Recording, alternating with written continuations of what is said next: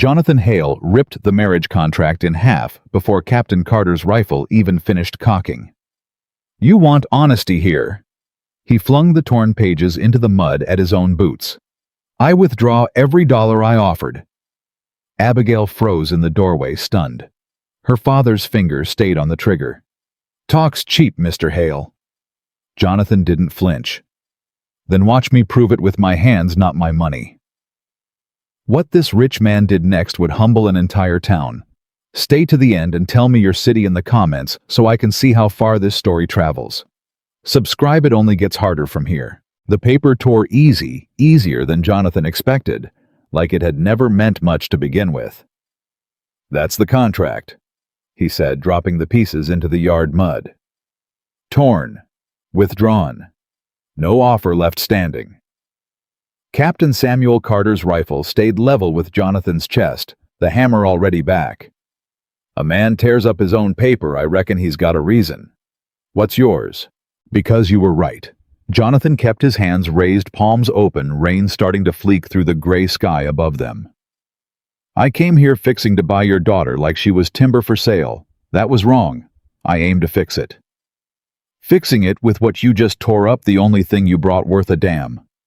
"With work, sir, not dollars." Carter's eyes narrowed, and for 3 long seconds nobody in that yard breathed. Then the rifle lowered slow, the captain's jaw still tight as a fist. "Talk's cheap, Mr. Hale." "Then watch me prove it." Abigail hadn't moved from the doorway the whole time, arms crossed tight over her chest, watching the torn contract bleed ink into the mud like something dying. She didn't look impressed. She looked like she'd seen men make promises before and bury every one of them the moment it got inconvenient. "Words are easy in the rain, Mr. Hale," she said. "Let's see what you do when the sun comes back." "Fair enough, Miss Carter." He mounted his horse without another word, because there wasn't another word worth saying, not yet, not until he'd earned the right to say more. He rode off with the rain soaking through his coat and the torn contract still lying face down in the mud behind him, and he didn't look back. Not because he didn't want to, but because he knew if he did, he'd see exactly what he expected, nobody watching him go. Nobody caring whether he came back. Nash. His father was in the study when he got home, soaked to the bone, tracking mud across a rug that cost more than most men's houses. "Well," Elias Hale didn't look up from his ledger. "I tore up the contract." That got him to look up. "You did what?" "Tore it. In front of Carter. In front of her." Elias set his pen down slow, like a man setting down a loaded weapon. "Jonathan, that contract represented 6 months of legal work. Land transfers. Dowry clauses. My attorney will want to know why. Your attorney can bill me for the paper. This isn't about the paper and you know it." Elias stood circling the desk, studying his son the way he studied a bad shipment, looking for the rot before it spread. "What happened out there?" "Carter nearly shot me, again, and you tore up the contract instead of riding home like a sensible man." "I am done being sensible," Jonathan said, and something in his voice made his father go quiet. "I've been sensible my whole life. Sensible got me nowhere but a porch with a rifle pointed at my chest and a woman looking at me like I was something scraped off her boot." Elias studied him a long moment, then unexpectedly, he laughed short, dry, disbelieving. "You're going to go back there and work for her hand, like some field boy." "That's exactly what I'm going to do." "You've never held a hammer in your life." "Then I reckon it's time I learned." Elias shook his head slowly, but something in his expression had shifted, not approval exactly, but something close enough to interest. "Your grandfather started this family with nothing but a mule and a debt he couldn't pay. Somewhere along the way we forgot that. Maybe it's time somebody remembered." "Does that mean you approve?" "It means I won't stop you," Elias said, which from me is the same thing. Jonathan rode back to the Carter homestead 3 days later in borrowed clothes that itched at the collar and smelled of horse liniment. He found Captain Carter in the yard, mending a wagon wheel, and stood there a long moment before the older man even acknowledged him. "You came back," Carter said, not looking up. Said I would. Men say a lot of things. Carter tightened a bolt with more force than necessary. What is it you're wanting now, Mr. Hale? Work. Whatever needs doing. No pay, no offer, no strings. Carter finally looked up, studying him the way he might study a horse he suspected was lame. Barn roof's been leakin' since spring. My knee won't let me climb no more. Then I'll climb it? You'll fall and break your fool neck is what you'll do. Then I'll fall and break my fool neck for free, sir. Seems a fair trade for what I put your daughter through. Something flickered behind Carter's eyes, not quite a smile, but a loosening the first Jonathan had seen from him. Ladder's around back. Mind the third rung. It's rotted clean through. Jonathan didn't mind the third rung, and it gave way under his boot the moment he trusted it, sending him sprawling into a woodpile with enough noise to bring both Carter and Abigail running from opposite ends of the yard. You alive? Carter called, not moving particularly fast. Mostly. Jonathan groaned, extracting a splinter from his palm the size of a nail.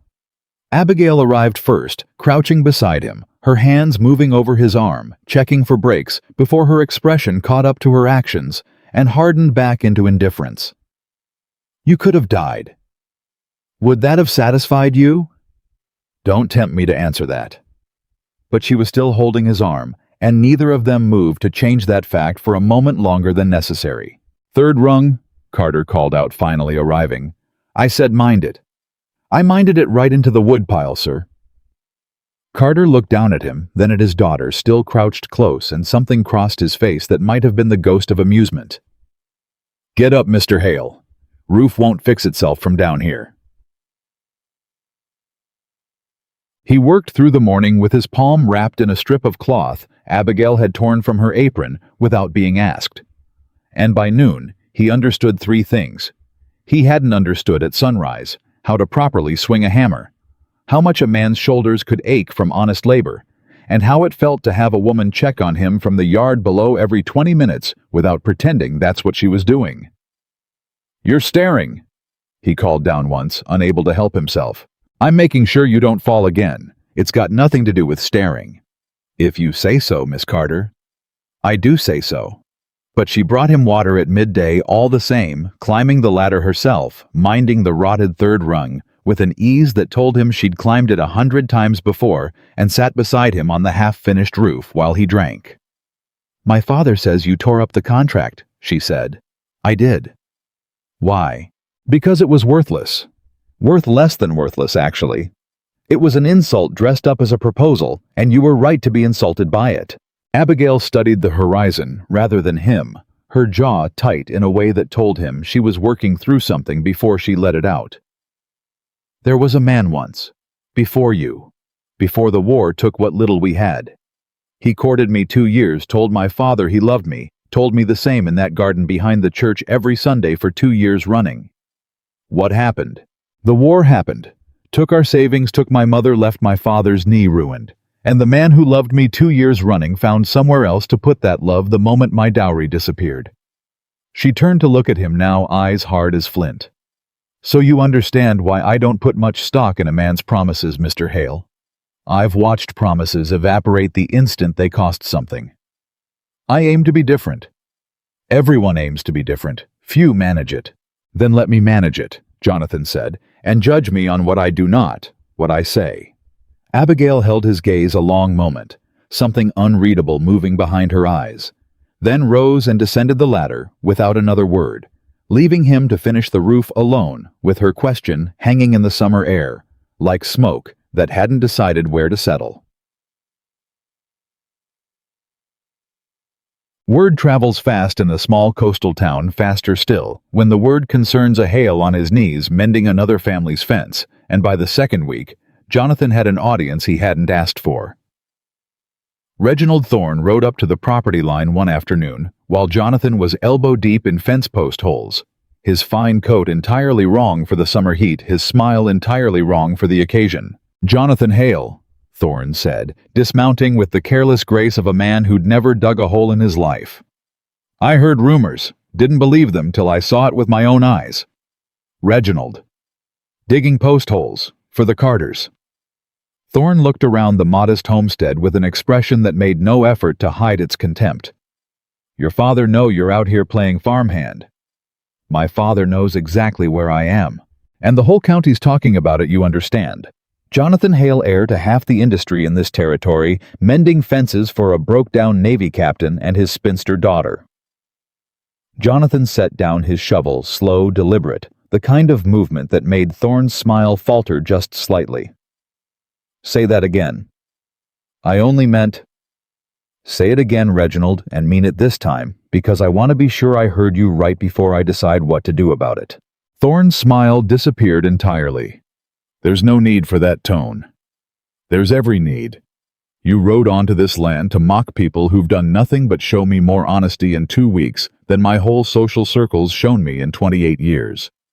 Miss Carter is not a spinster. Captain Carter is not broke down. And you will speak of them with respect, or you will speak of them somewhere I'm not standing. For a moment, Thorne looked like he might argue, might remind Jonathan of their family's long history, their shared clubs, their shared blood in this territory's founding. But something in Jonathan's face closed that door before he could open it.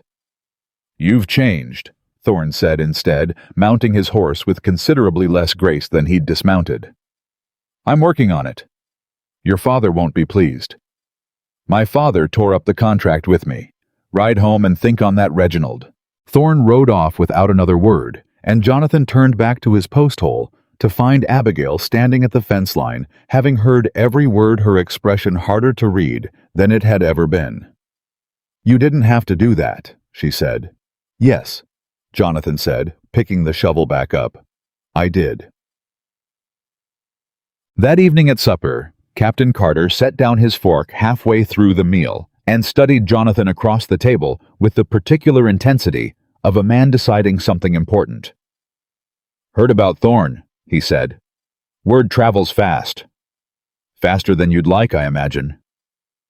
Carter took a slow sip of his coffee. You defended my daughter's honor to a man of your own class. Cost you something, I'd wager. Standing. Friendships. Cost me nothing I valued keeping. That's easy to say at a supper table. Harder to mean when you're standing in a room full of men who used to call you brother and now look at you like you've gone soft. Then let them look, Jonathan said. I'd rather be soft in your eyes, sir, and Miss Carter's than hard in Reginald Thorne's. Carter studied him a moment longer, then for the first time since Jonathan had known him, extended his hand across the table. You'll do, Mr. Hale. Sir. I said you'll do. Don't make me repeat myself twice in one supper. Jonathan shook the offered hand, and across the table, Abigail watched the exchange with an expression that had for the first time softened into something almost warm, though she looked away the moment he caught her at it, unwilling to let him see just how much ground she'd conceded.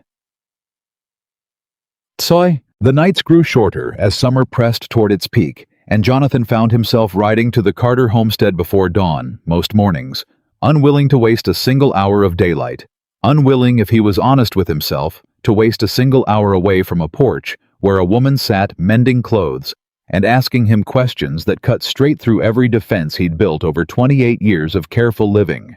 Tell me something true, she said one evening. The fence finally mended the roof, holding steady through 2 solid rainstorms. Something you've never told anyone. Jonathan considered lying, considered offering some polished half-truth, the way he'd offered 100 polished half-truths in 100 drawing rooms. But something about the porch light and her steady gaze made lying feel impossible. I hated my father for years, he said. Hated him for teaching me that money solves everything because it meant I never learned what to do when it didn't. I resented him. And then I came here and you and your father showed me exactly what he never taught me, and now I don't know whether to hate him more or thank him for failing me in a way that led me here. Abigail set down her mending. That's the truest thing you've said since I met you. Your turn, he said. Something true. She was quiet a long moment, the porch creaking under the rocking chair, the crickets loud in the summer dark. I'm afraid, she said finally. Not of you. Of wanting you. Because wanting things has only ever led to losing them in my experience, and I don't know if I can survive losing one more thing. Jonathan reached across the small distance between them and took her hand the same way she'd taken his weeks before, and this time she didn't pull away. "Then don't lose me," he said. "Let me prove I'm not something you have to lose." "Pretty words, Mr. Hale." "Not words. A promise. The only kind I've got left now that I tore up the other one." Abigail almost smiled, the closest thing to a real smile he'd seen from her. And for a moment, the whole world narrowed down to that porch, that hand in his, that fragile, dangerous hope neither of them had asked for. But neither of them seemed willing to release. But even as the warmth settled between them, Captain Carter's voice cut through the evening from inside the house, sharp with something neither of them had heard in his tone before. Not anger, but fear. "Storm's coming up fast off the water," he called out. "Faster than any I've seen this time of year. Get inside, both of you, and pray it passes the Hendricks place gentle, because that roof won't hold against what I'm seeing on that horizon." Abigail was on her feet before he finished the sentence, her hand slipping from Jonathan's, her expression already shifting from tenderness to something braced and urgent. "The Hendricks have a newborn," she said. "Sarah just had the baby 2 weeks back." Jonathan didn't need to be told twice. He was already moving toward his horse, already understanding in the way a man understands only when the ground shifts beneath him, that whatever peace they'd built on that porch was about to be tested by something far larger than either of them. Jonathan's horse hit a full gallop before he'd even settled into the saddle. The wind tearing at his collar, the sky ahead of him turning the color of a fresh bruise. Behind him, he could hear Abigail's mare closing the distance. Hooves pounding the same muddy road, her father's voice fading into the wind, as he shouted something about the low bridge being unsafe in a flood. "You shouldn't be out here," Jonathan called back over his shoulder. "Neither should you, and yet." "That's not the same thing." "It's exactly the same thing, Mr. Hale, so save your breath for riding." He couldn't argue with that. Not with the first fat drops of rain starting to needle down sideways. Not with the sky splitting open somewhere over the water with a crack of thunder that made both horses shy hard enough to nearly throw their riders. The Hendricks place sat low near the creek bend, a small clapboard house with a roof. Jonathan had heard some men in town call a disgrace, even in fair weather, and by the time he and Abigail reached the yard, water was already pooling ankle-deep against the front steps. Thomas Hendricks met them at the door with a baby wrapped tight against his chest and a face gone gray with panic. "Roof's caving over the back room. Sarah's still in there, weak from the birthing, can't hardly stand. Get the baby somewhere dry," Abigail said, already moving past him into the house, her voice cutting through his panic with the same steady authority Jonathan had seen in her from the very first day. "Jonathan with me," he followed without question, because something in her tone left no room for questions, through a house shuddering under wind that seemed determined to peel the shingles off one by one into a back room where Sarah Hendricks lay pale and trembling on a straw mattress, while water dripped steadily through a widening crack in the ceiling above her. "Get her up," Abigail said. "Now before that beam gives." Jonathan didn't hesitate. He scooped Sarah up carefully, feeling how light she was. How frighteningly light for a woman only 2 weeks past childbirth, and carried her through the doorway, just as a groan tore through the ceiling behind them, a sound like the whole sky deciding to come down at once. The beam gave a half-second after they cleared the room, a section of roof collapsing inward with a crash that shook the floorboards under their feet, sending splinters and rainwater exploding into the space where Sarah had been lying moments before.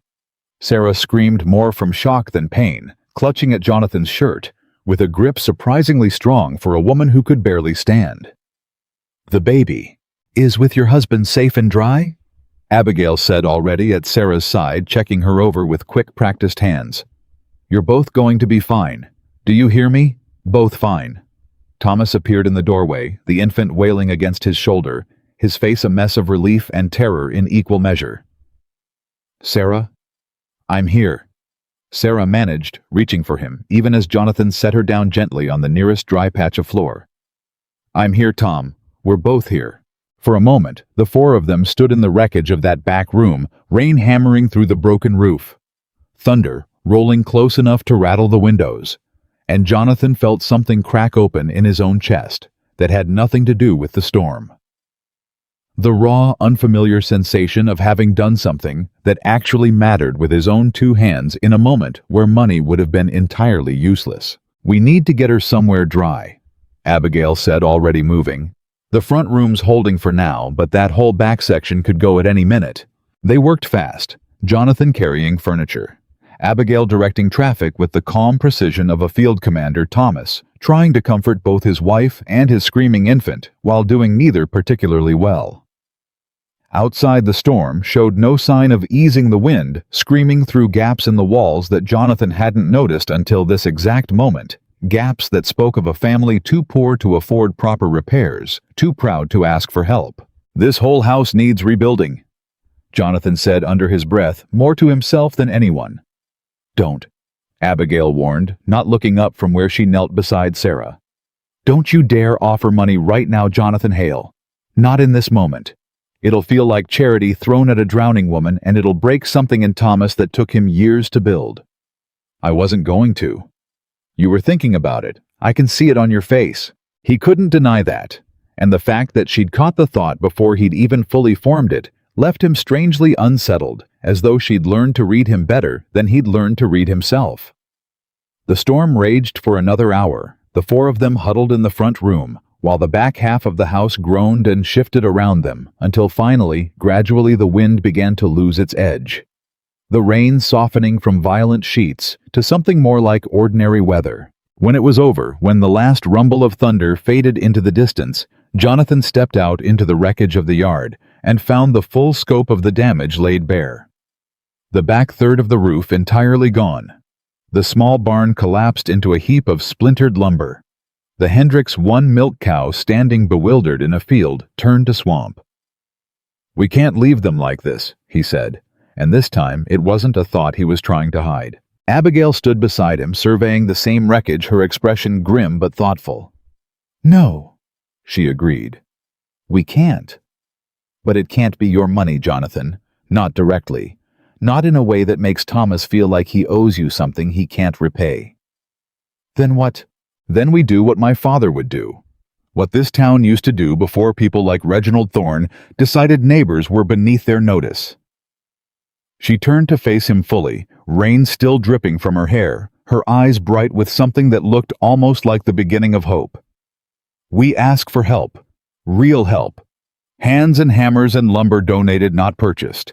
A barn raising, a roof raising. The whole town working together the way it used to be done before money made everyone forget how to be neighbors. And you think they'll come for the Hendricks?" "I think they'll come," Abigail said, "if the right person asks them." Meaning you, Mr. Hale. You've spent 2 weeks proving to my father and me that you're capable of more than a bank draft. Now prove it to the whole town." Debt. The idea should have terrified him. Asking men who'd known him his whole life as Jonathan Hale, heir to the Hale fortune, to instead see him as Jonathan Hale, a man asking for help on behalf of a family with nothing to offer in return. But standing there in the wreckage of the Hendricks yard, mud soaking through his boots, Sarah's infant still crying faintly from inside the damaged house, he found the fear replaced by something sharper, more urgent. "I'll need lumber," he said, thinking out loud. "And nails. And enough men willing to work a full day without pay." "You'll get some no's," Abigail warned. "More than a few. Not everyone shares my father's principles." "Then I'll ask enough people that the no's don't matter." He rode into town that same afternoon, still damp, still splattered with mud. And the first man he approached was the town blacksmith, Elias Cobb, a broad-shouldered man with forearms like tree trunks and a reputation for suffering no fools. "Jonathan Hale," Cobb said, not looking up from the horseshoe he was shaping. "Heard you've taken up honest labor. Didn't believe it till just now, looking at the state of you. Hendrick's place got torn up bad in the storm. Roofs gone, barns collapsed. I'm asking for help rebuilding. No pay, just hands." Cobb set down his hammer, slowly studying Jonathan with narrowed eyes. "And what's a Hale doing asking for hands instead of just buying the man a new house outright?" "Because a new house bought outright isn't the same as a house his neighbors helped build. One makes him grateful, the other makes him whole." Something shifted in Cobb's expression. Surprise maybe, or the beginning of respect. That's a strange thing to hear from a man with your name. I'm working on being a stranger sort of man. Cobb laughed short and genuine. I'll be there Saturday. Bring my own tools. It went that way through the rest of the afternoon, door after door, some slamming shut, before Jonathan finished his sentence, most opening slowly into cautious agreement, a few like Cobb opening wide with genuine enthusiasm, once they understood exactly what he was asking, and exactly why. By evening, he'd secured nearly 20 men, lumber pledged from 3 separate mills, and a promise of food from half the women in town, each conversation chipping away at the last of the old Jonathan Hale, the one who'd have simply written a check and considered the matter closed. The one holdout, unsurprisingly, was Reginald Thorne, who met Jonathan's request with a laugh sharp enough to draw blood. You want me, Thorne said, to swing a hammer for the Hendricks, a family that owes my father money they'll never repay. I want you to be a decent neighbor for one Saturday of your life. And if I refuse, then I'll remember it. Jonathan said evenly, the next time you come asking the Hale family for anything at all. Thorne's smile faltered. That's a threat. It's a fact, same as the one you handed me about my father's approval back at the Carter fence line. Funny how facts feel different depending on which end you're standing on. Thorne said nothing for a long moment, jaw-working pride visibly warring with self-interest. Saturday, he finally muttered. One day, and I'm not swinging any hammer. You'll swing whatever's needed, same as every other man there. It wasn't agreement, not exactly, but it was as close as Jonathan expected to get, and he rode away from Thorne's property with something that felt for the first time in his adult life like genuine pride, not in his name, not in his fortune, but in something he'd built with nothing but persistence and an apology he actually meant. Saturday arrived clear and bright, the storm's damage still scattered across the Hendricks property, but the yard filling steadily from dawn, with wagons and horses and men carrying tools they'd brought from their own farms. Jonathan arrived before sunrise, already in his borrowed work clothes, already sweating through the collar before a single nail had been driven. Captain Carter arrived shortly after, moving slower than the younger men, but directing the framing crew with the precision of a man who'd once commanded a warship barking orders that men twice Jonathan's strength obeyed without question. You did good calling this together, Carter said, pausing beside Jonathan as they hauled a fresh timber toward the growing frame of the new barn. Wasn't my idea, your daughter's. Figures. Carter allowed himself the ghost of a smile. She's got more sense than either of us combined, Mr. Hale. Always has. By midday, the barn frame stood tall against the summer sky, and the roof crew had already begun the delicate work of laying new shingles over the salvaged sections that hadn't collapsed entirely.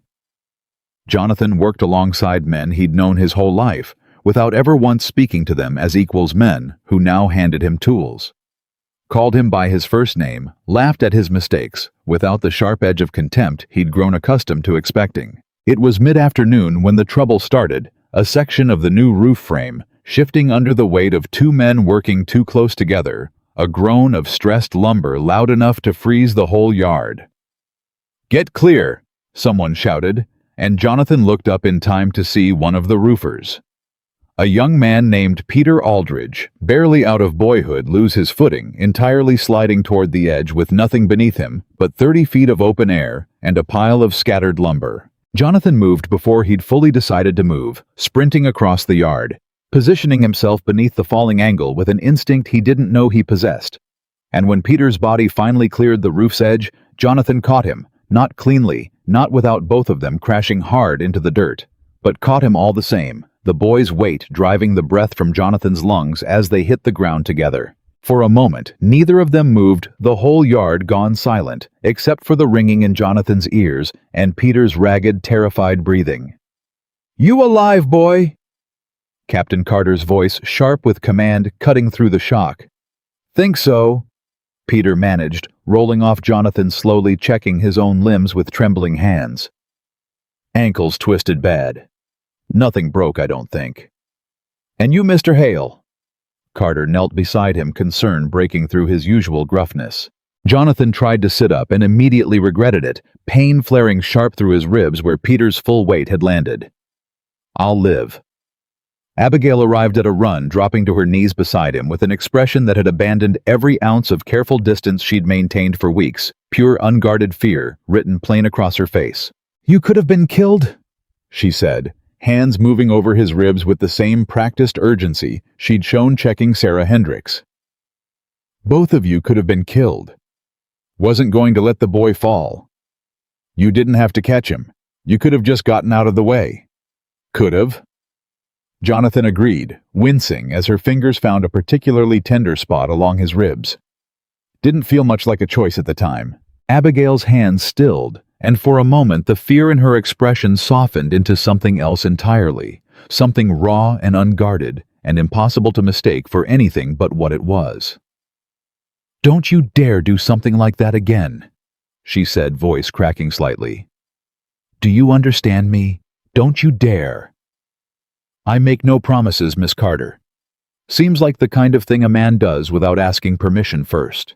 She almost laughed despite herself, despite the fear still trembling in her hands. "You're impossible." "So I've been told." Around them, the work resumed cautiously, the crew doubling their care after the near disaster. But something had shifted in that moment. Something the whole yard seemed to sense, even if nobody said it aloud. Jonathan Hale had just proven in the most physical way possible that his change wasn't performance. It was instinct now, bone deep, the kind of thing a man couldn't fake, even under the threat of his own broken ribs. By evening, the barn stood finished, the roof patched and solid, the whole Hendricks property transformed from wreckage into something whole again, built not by money, but by 20 pairs of hands and a persistence Jonathan hadn't known he possessed until circumstances forced it out of him.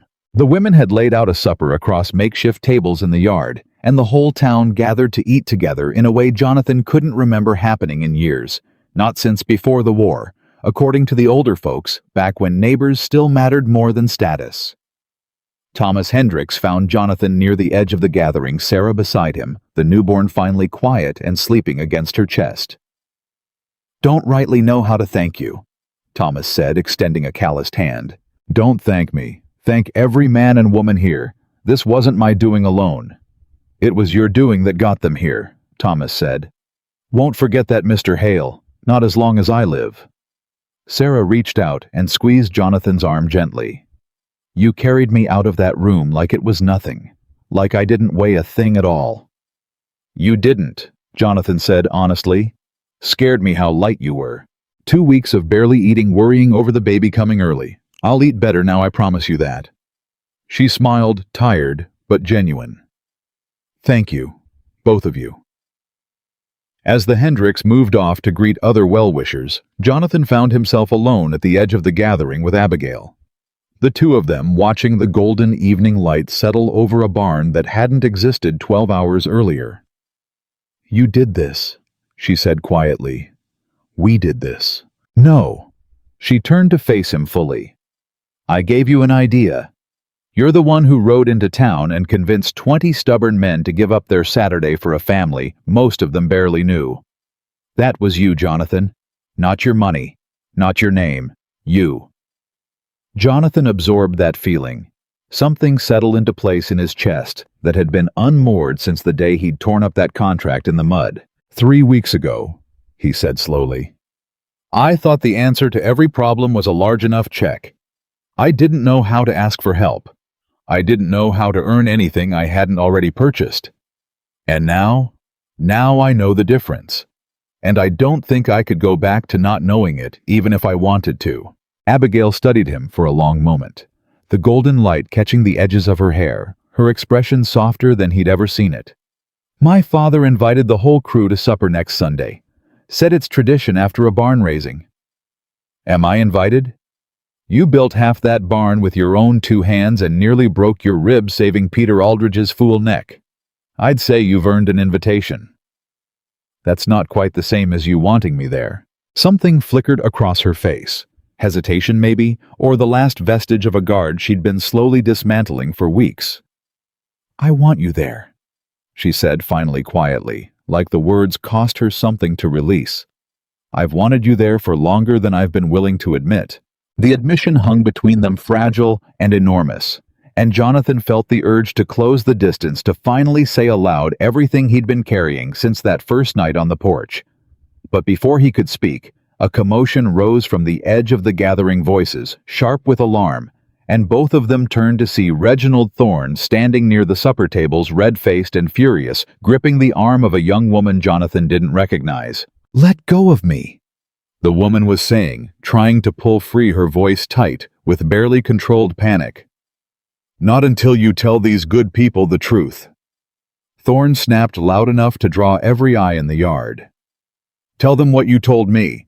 Tell them what you know about Samuel Carter." The yard fell into stunned silence, every conversation dying at once, and Captain Carter's face went pale as stone as he stepped forward, his voice low and dangerous. "Thorne, let her go and choose your next words with care." "Or what, Captain?" Thorne's smile was cruel, now triumphant, the smile of a man who'd been waiting weeks for exactly this moment.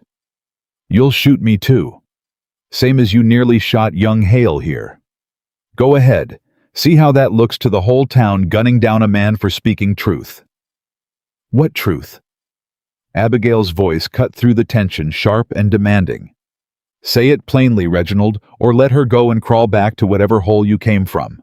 Thorne released the young woman's arm, straightening his coat with theatrical calm, savoring the silence, the fear, the way every eye in the yard hung on his next words. "This is Mary Sutton," he announced. "Works as a maid for the county clerk's office in Charleston, and she's just informed me of something rather interesting. Something concerning a land deed filed some 15 years back, bearing Captain Samuel Carter's signature." He paused, letting the tension stretch unbearably tight. "A signature on a deed transferring ownership of prime coastal acreage land the captain has spent 15 years claiming as rightfully his to a man who died in the war before that transfer could ever be properly recorded." The color drained entirely from Captain Carter's face, his hand instinctively moving toward his hip where his rifle would normally rest, finding nothing there but empty air. "That's a lie," he said, but his voice had lost its usual steel, replaced by something raw and uncertain that Jonathan had never heard from him before. "Is it?" Thorne's smile widened. "Because Miss Sutton here has the original document, Captain. Found it filed away, forgotten, mislabeled for over a decade. And unless I'm sorely mistaken, that document proves this entire homestead, the very land beneath our feet right now, was never legally yours to begin with." Abigail's hand found Jonathan's arm, gripping tight, her face gone white with shock, and across the yard, Captain Samuel Carter stood frozen. A man who had faced down cannon fire and British warships without flinching, now looking for the first time in Jonathan's acquaintance with him, utterly and completely lost. Nobody moved. Nobody breathed. The only sound in the yard was the low crackle of the cook fire and Mary Sutton's ragged breathing as she stood frozen between Thorne's triumph and Carter's collapsing composure. "Show me the document," Carter said, finally, his voice steadier than his face suggested he had any right to sound. "If it exists, show it to me now in front of these witnesses, or admit you're spinning lies to humiliate a man in front of his neighbors." Thorne's smile didn't waver. "I don't carry it on my person, Captain. It's filed properly in Charleston, exactly where Miss Sutton found it." "Then it's not a document," Abigail snapped, stepping forward, her grip still tight on Jonathan's arm, though he barely felt it beneath the roar of his own pulse. "It's a rumor. A cruel one, timed perfectly to ruin the best day this family's had in years. Ask her yourself," Thorne said, nodding toward Mary Sutton, who looked like she wanted nothing more than to disappear into the dirt beneath her feet. "Go on. Ask her what she found." Every eye in the yard turned to the young woman, and she flinched under the weight of it, twisting her hands together, glancing at Thorne like a creature caught between two larger dangers. "I found a deed," she said quietly. "Filed in 1804, transfer of the coastal parcel from Josiah Whitfield to Captain Samuel Carter pending. The pending never got cleared because Whitfield died at sea 2 months later. Never got witnessed proper, never got recorded final. Whitfield sold me that land outright," Carter said, and now real desperation had crept into his voice, the first crack in 15 years of iron composure. Paid him in full, shook his hand on it myself, right there on that very shoreline. Then where's your copy of the deed, Captain? Thorne asked, savoring every word. Because Miss Sutton's copy says pending, unwitnessed, which under territorial law means the land reverts. I know what unwitnessed means, Thorne. I fought a war for this territory. I know its laws better than you know your own name. Then you know exactly how much trouble you're in. Jonathan felt Abigail's grip on his arm tighten to the point of pain, and he covered her hand with his own, without thinking. Some instinct older than reason, telling him she needed the anchor more than she'd ever admit aloud. Where's your copy, Captain? Jonathan asked quietly, the question aimed only at Carter, now cutting through the noise of the gathered crowd. Carter's jaw worked some old wound, flickering behind his eyes. House fire. 6 years back. Lost half our papers, including the land deed. Never thought much of it, figured the county records were enough. They were enough, Thorne said, until somebody finally looked at them properly. Somebody? Abigail repeated, voice sharp as a blade. You mean until you went digging for a way to hurt us?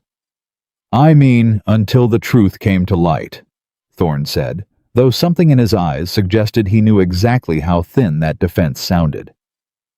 I merely brought Miss Sutton here so the whole town could hear it plain, rather than let rumors fester in corners. You brought her here, Jonathan said, stepping forward, now releasing Abigail's hand, only to place himself between her family and Thorne's smug satisfaction. Because you wanted an audience for the captain's humiliation. Don't dress it up as civic duty. Careful, Hale, Thorne warned. You've made yourself plenty of enemies this summer, playing farmhand for people who'll lose everything by autumn. Then I'll make one more, Jonathan said gladly. The crowd around them had grown deathly quiet. The celebratory mood of the barn raising curdled into something tense and uncertain. Neighbors exchanging worried glances, unsure whether to believe Thorne's accusation or dismiss it as the cruelty it so plainly resembled. Captain Carter stood very still in the center of it all. A man who had commanded a warship through cannon fire now facing an enemy he couldn't outmaneuver with courage alone. I'll ride to Charleston myself, he said finally. See this document with my own eyes. Until then, I'd ask this town to remember 15 years of knowing me before they believe 15 minutes of Reginald Thorne's word. A murmur rippled through the crowd. Some heads nodding, though Jonathan noticed more than a few faces that had gone carefully blank, neighbors calculating quietly what a Carter without land might mean for their own dealings, their own loans, their own carefully balanced allegiances. Charleston's 2 days' ride, Thorne said. The county office closes its inquiry window in 5. Cutting it fine, Captain, especially with that knee of yours. Then I best leave tonight. I'm coming with you, Jonathan said immediately. This isn't your fight, Mr. Hale. It became my fight the moment I decided your daughter mattered more than my own name, Jonathan said. I have horses that can make the ride in a day and a half. I have contacts in Charleston who owe my family favors. Let me use what I have left that's worth using. Carter studied him a long moment, something complicated passing behind his eyes. Pride warring with necessity. Old stubbornness meeting new trust. All right, he said finally. All right, Mr. Hale. We ride at first light. We ride tonight, Jonathan corrected. Every hour we wait is an hour Thorne spends telling this story his way instead of ours. Abigail stepped forward, suddenly her chin lifted in the way Jonathan had come to recognize as the precursor to an argument she intended to win. I'm coming as well. Absolutely not, Carter said. Father, it's a 2-day ride through territory that isn't always kind to travelers, and I need you here, minding the house, minding your brother, in case this goes worse than any of us are prepared for. And if it goes worse, Abigail said, voice cracking slightly despite her best effort to hold it steady. I want to have been there. I don't want to sit here waiting for news like some helpless... You're not helpless, Jonathan interrupted gently. You're needed here. Somebody has to hold this town's confidence while we're gone, and nobody does that better than you. Abigail looked at him a long moment, torn, frustrated, before finally nodding once, sharp and reluctant. Bring him back safe, Jonathan. Whatever else happens with that land, bring my father back safe. I promise. Don't promise things you can't control. Then I'll promise to try harder than any man's ever tried at anything, he said, which is the only honest promise I've got left to give. They rode through the night. The moon, their only light along roads that grew rougher. The further they traveled from the coast, Carter's knee clearly paining him more than he'd admit. Jonathan matching his pace without comment, understanding instinctively that any offer of slower travel would wound the captain's pride more than the ride itself wounded his body. You didn't have to do this, Carter said somewhere past midnight, the two of them pausing to water the horses at a shallow creek crossing. Yes, Jonathan said. I did. Why truly, Mr. Hale? Not the polished answer you gave back at the yard. The real one. Jonathan considered the question. The darkness around them thick with insects, and the distant call of some night bird neither of them could name. Because 3 months ago, I didn't understand what it meant to lose something that mattered. I've never lost anything, Captain. Not truly. Money replaces almost everything money can touch. But watching your face tonight, watching a man who survived a war look more afraid of losing his land than he ever looked of losing his life, I understood something I'd never understood before. And I couldn't sit at home while that fear played out. Carter was quiet a long moment, studying the water rushing over the creek stones. My wife used to say fear reveals a man's true priorities faster than comfort ever could. She sounds like she was a wise woman. She was. Carter's voice roughened slightly. Abigail's got more of her mother in her than she knows. Same steadiness. Same refusal to bend when bending would be easier. I've noticed. I imagine you have. Carter glanced at him sideways, something almost knowing in his expression. You care for her. It wasn't a question this time, and Jonathan didn't treat it as one. More than I know how to say properly. Then say it improperly. Say it plain the way you said everything else this summer. She doesn't need pretty words, Mr. Hale. Lord knows she's had pretty words before, and they meant nothing when the money ran out. I intend to, when the time's right. Time's rarely right, Carter said, swinging back up into his saddle with a grimace he tried and failed to hide. You make your own right time, or you miss it entirely. Learned that lesson the hard way watching my wife's fever take her while I was still working up the nerve to tell her everything I should have told her years before. The words settled heavy in the night air, and Jonathan mounted his own horse in silence, understanding the weight of what Carter had just handed him, not just advice but a warning carved from genuine loss. They rode on through the darkness, the miles unwinding beneath them, until finally, as the sky began to gray toward dawn, the distant lights of Charleston flickered into view along the horizon. The county records office occupied a narrow brick building near the harbor, and the clerk who greeted them at the door, a thin, nervous man named Pruitt, seemed entirely unprepared for the intensity radiating off both his early visitors. We need to see the file, Carter said without preamble. Land deed Whitfield to Carter filed 1804. Pruitt blinked rapidly. Sir, the office doesn't open for another. I don't care when the office opens, Carter said. I rode 2 days through the night because a man back home is threatening to steal 15 years of my life over a piece of paper, and I intend to see that paper with my own eyes before he gets the chance. Something in Carter's voice, the same command that had once directed a warship through enemy fire, cut through Pruitt's hesitation entirely. Give me a moment, the clerk said, retreating into the building's dim interior. He returned 20 minutes later with a thin folder. His expression carefully neutral, in the way of a man who'd learned not to show his hand before he had to. Here's the file, Captain. Everything on record. Carter's hands shook slightly as he opened it, and Jonathan stood close behind him, close enough to read over his shoulder, close enough to catch the exact moment Carter's face changed. There, Carter said, voice barely above a whisper. There. Look. Jonathan looked, and there beneath the original pending transfer that Thorne had described was a second document, a supplementary filing, dated 3 months after the first, bearing a Charleston notary's seal and the unmistakable signature of a witness. Josiah Whitfield's business partner, Pruitt said, reading over both their shoulders, now his professional caution finally cracking under genuine curiosity. Man named Elijah Cross witnessed and finalized the transfer after Whitfield's death using Whitfield's power of attorney, which had been filed separately back in 1803. Then the land is mine, Carter said, and something in his voice broke slightly. 15 years of quiet fear, finally releasing all at once. Legally, properly, it was always mine. According to this file, Pruitt confirmed, yes, the transfer was completed and witnessed. Whoever told you otherwise either read the file incompletely or wanted it read incompletely. Jonathan finished grimly, already understanding exactly how deliberately Thorne must have orchestrated this, exactly how carefully he must have coached Mary Sutton to describe only the first document and conveniently omit the second. Carter sank into the nearest chair, the folder trembling slightly in his hands. 15 years of quiet anxiety finally draining out of him all at once.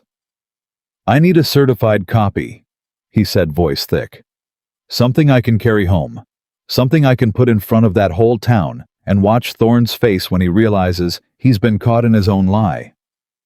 I'll have one prepared within the hour, Pruitt said.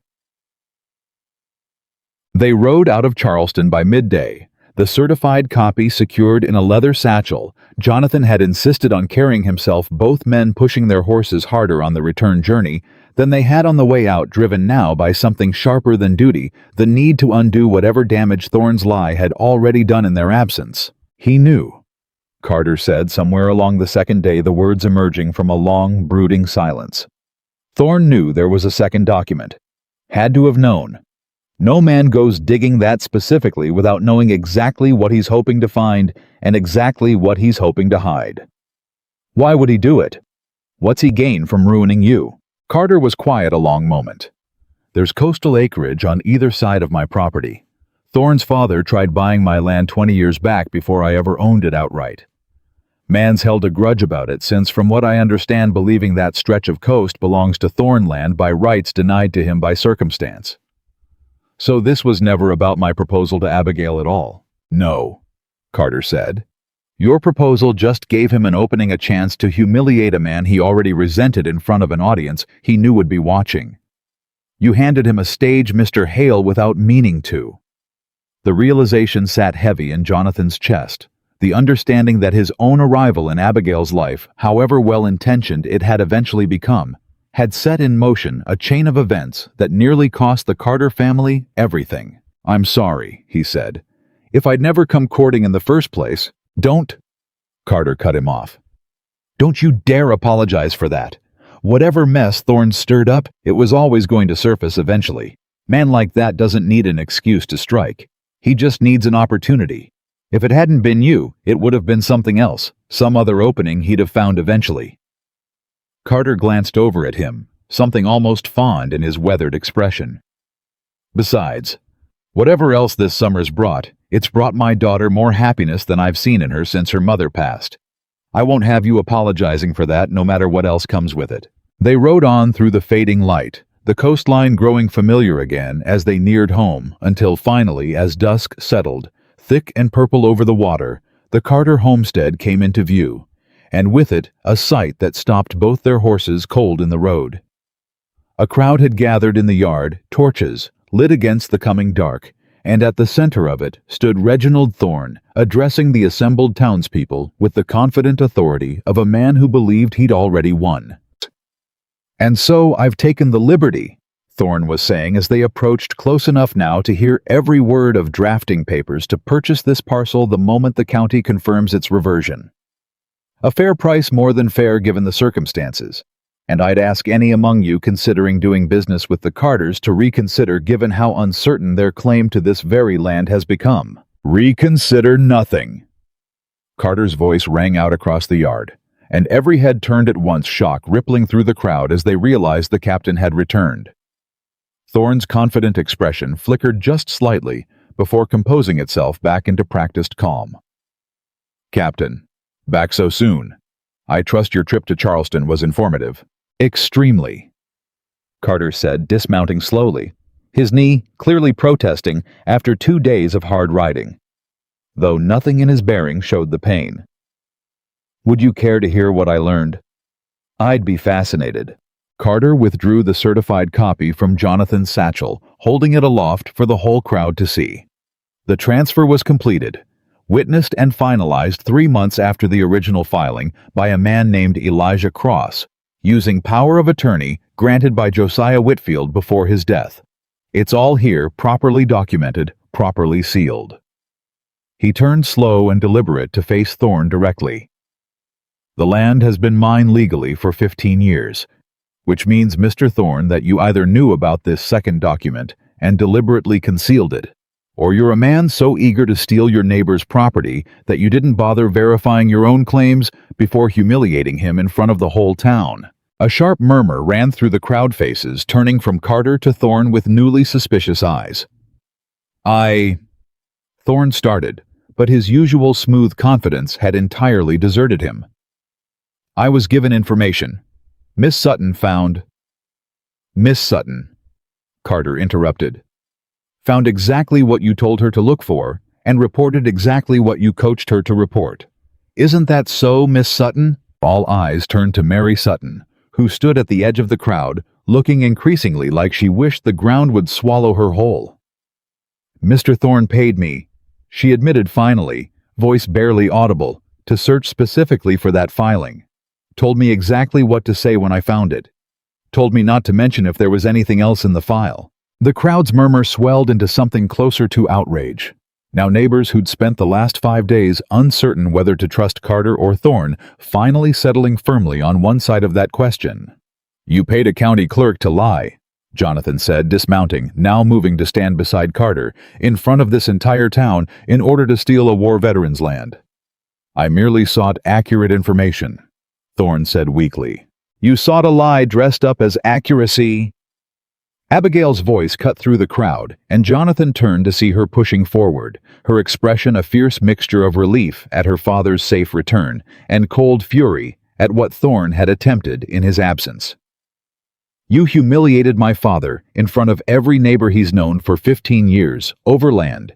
You've coveted for 20, and you very nearly succeeded because you counted on nobody bothering to check your story before the damage was already done. Miss Carter, Don't, she said sharp enough that Thorne actually flinched. Don't you dare offer me another word tonight. The crowd's attention swung entirely toward Thorne, now the mood shifting palpably from uncertainty to condemnation. And Jonathan watched the man's careful composure crumble beneath the weight of dozens of judging stares.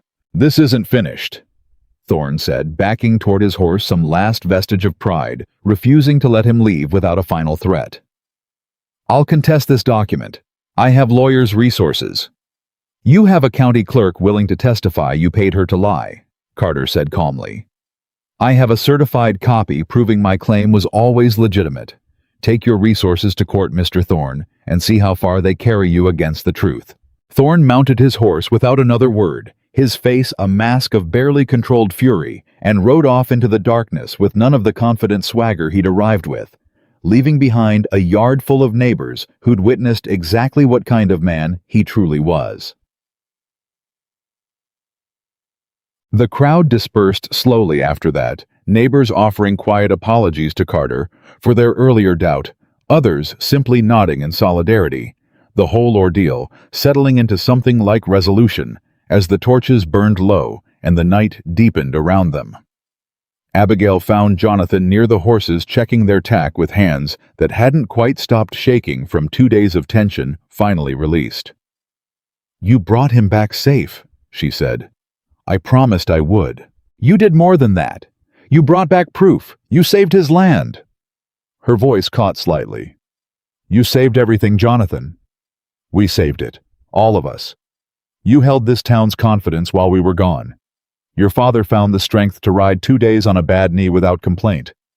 I just carried the satchel. Abigail shook her head, stepping closer, close enough that Jonathan could see the exhaustion and relief warring in her expression. You keep doing that.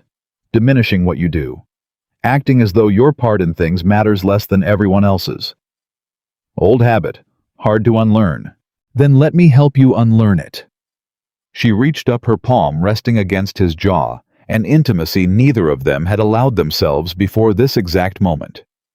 You rode through the night for a family that wasn't yours to save land that wasn't yours because you understood what it would cost my father to lose it. That's not a small thing, Jonathan. That's not diminishable. He covered her hand with his own, holding it against his face, feeling something settle deep in his chest that had been searching for solid ground since the very first day he'd ridden up this road with nothing but an insulting contract and a stranger's arrogance. I love you. He said the words emerging plain and unpolished, exactly the way Carter had told him they should. I've loved you since you looked at me like I was something scraped off your boot, and I've loved you more with every single day since, and I don't know how to say it prettier than that, but I needed you to hear it before one more hour passed.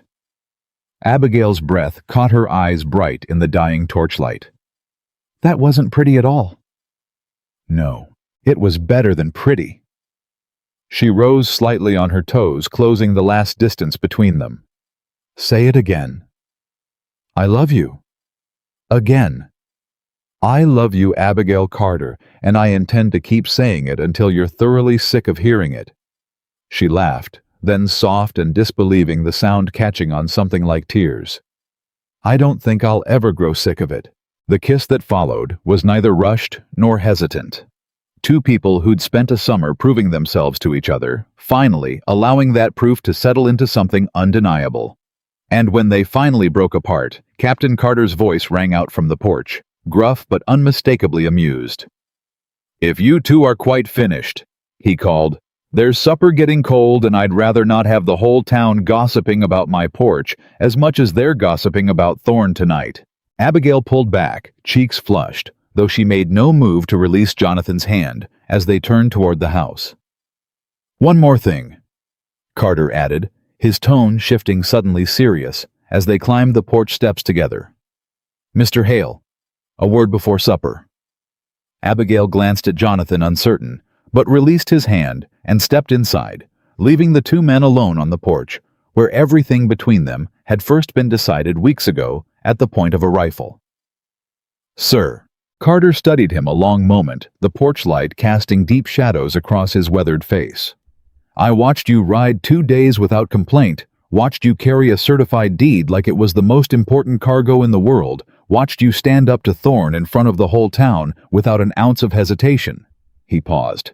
And I watched my daughter look at you tonight the way her mother used to look at me before the war, before the years wore us both down some.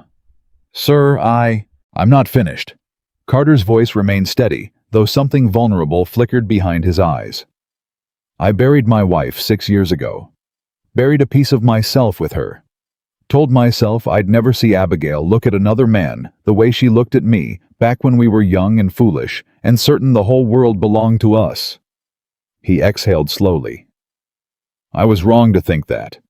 Watching you two tonight, I understand now I was simply waiting for the right man to prove himself worth the risk. And have I? Carter extended his hand, the same gesture he'd offered weeks earlier at the supper table, though it carried infinitely more weight now. You'll do more than proven, Mr. Hale. You've earned something I didn't think any man would earn from me again. My trust freely given, not because of your name or your fortune, but because of who you chose to become when neither of those things mattered anymore. Jonathan shook the offered hand, feeling the weight of everything that handshake represented: a summer of hammers and fences and torn contracts, a 2-day ride through darkness, a certified deed that had saved a family's entire future, and a woman inside that house who'd taught him more about worth than 28 years of privilege ever had. But even as the warmth of that moment settled over him, a sound rose from down the road. Hoofbeats fast and urgent, and both men turned to see a rider approaching through the darkness at a dangerous gallop. Something in the desperate pace of that approach, signaling that whatever peace they'd just secured was about to be tested one final time.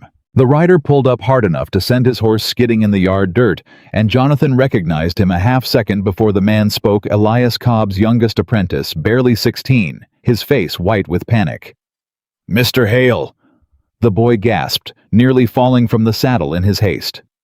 "Your father. Something's happened to your father." Jonathan's chest went cold. "What happened? Tell me now." "Collapsed. In his study. One of the house girls found him an hour back, sent me riding soon as they got him to bed. Doctor's there now, but they said—" The boy swallowed hard.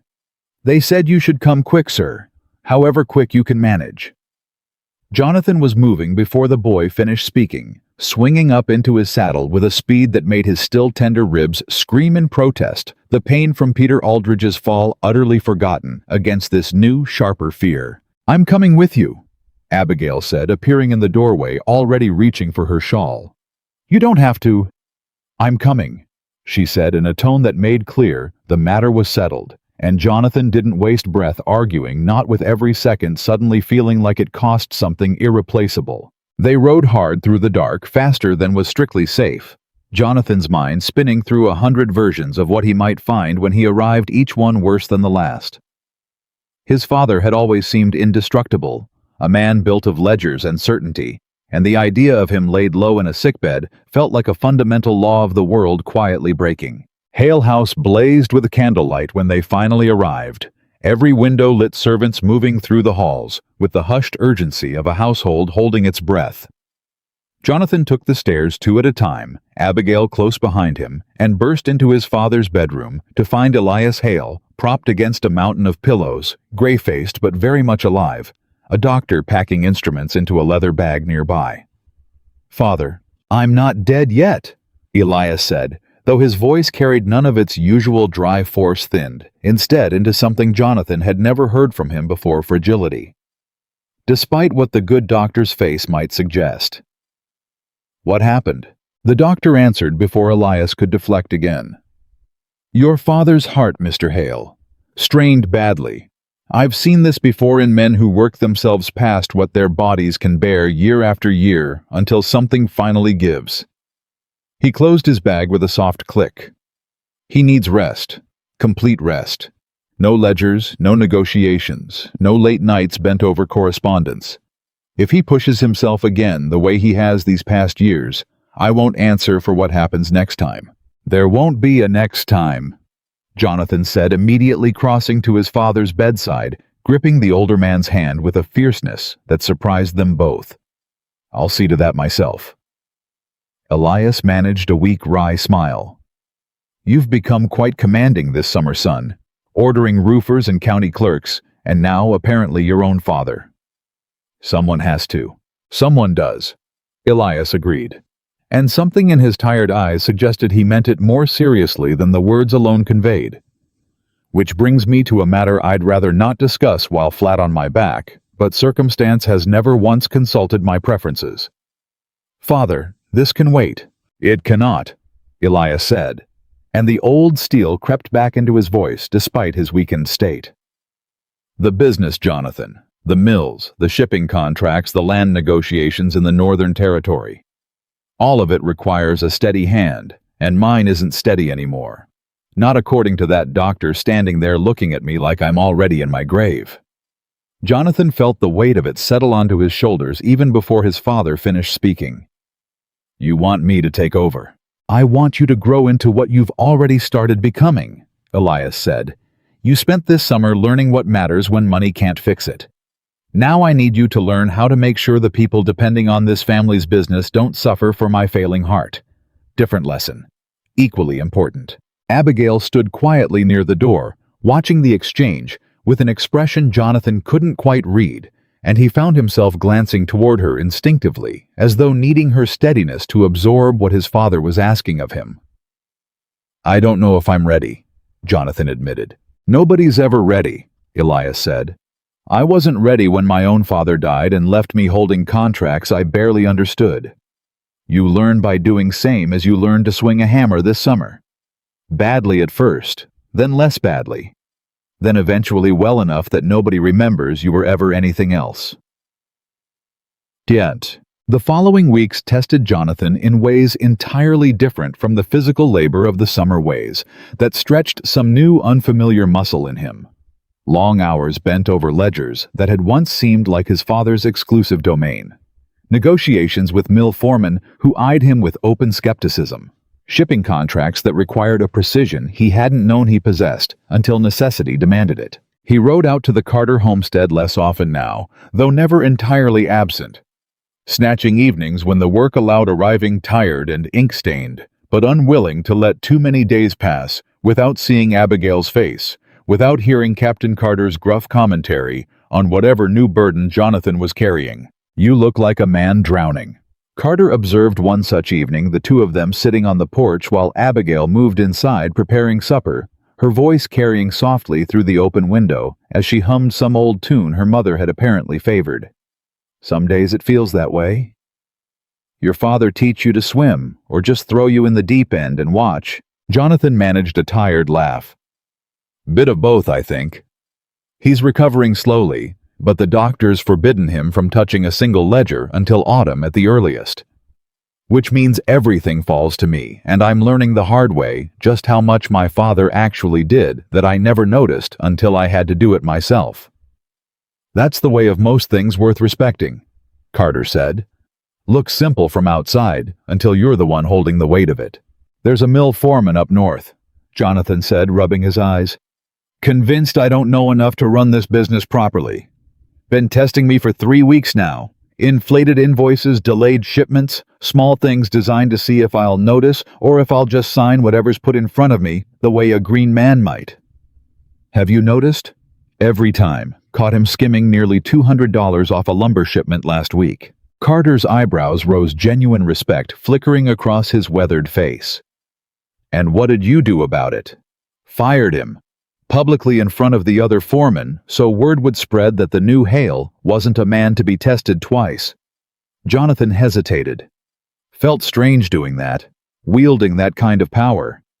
6 months ago, it would have felt natural, expected even. Now it just feels heavy. "Good," Carter said. "Power that doesn't feel heavy in a man's hands is power he's about to misuse."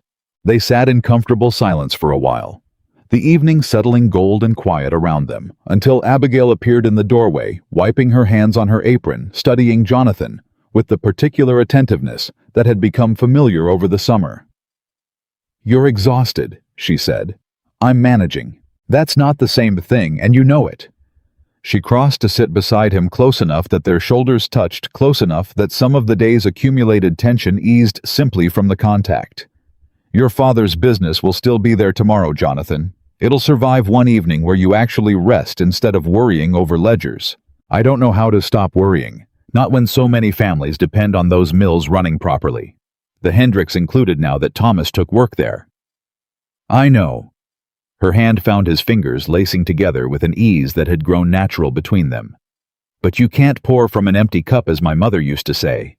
You'll break same as your father broke if you don't learn the difference between diligence and destruction." "You sound like the doctor." "I sound like someone who watched her father nearly work himself into an early grave after the war, trying to hold together a family with nothing but stubbornness and long hours." Her voice softened. "I don't want to watch that happen to you too." Jonathan turned to look at her fully, something in her words landing with unexpected weight. "You're not going to lose me to a ledger, Abigail." "See that I don't," she said, though her tone had gentled into something almost teasing, the fear beneath it only half hidden. "I've grown rather attached to having you around." "Only rather? Don't push your luck, Mr. Hale." He laughed genuinely for what felt like the first time in weeks, and the sound seemed to loosen something in his chest that had been wound tight since his father's collapse. The autumn brought its own troubles, arriving faster than any of them anticipated. Reginald Thorne, humiliated, but far from defeated, had spent the weeks since the barn raising quietly rebuilding his standing among certain circles of the town's wealthier families, whispering doubts about Carter's land claim in rooms where the certified deed carried less weight than old prejudice. It came to a head at the county harvest gathering, an event Jonathan attended more out of obligation to his family's standing than genuine enthusiasm, Abigail on his arm, despite the whispers that still occasionally trailed them through town. "Half this room still doesn't believe I belong here," Abigail murmured, watching a cluster of well-dressed women lean together, their eyes flicking toward her with poorly concealed judgment. "Half this room's opinion means nothing," Jonathan said. "The other half's already come around, and the rest will follow eventually, once they see nothing scandalous is actually happening." "Nothing scandalous," she repeated, arching an eyebrow. "Is that what we're calling it? What would you call it?"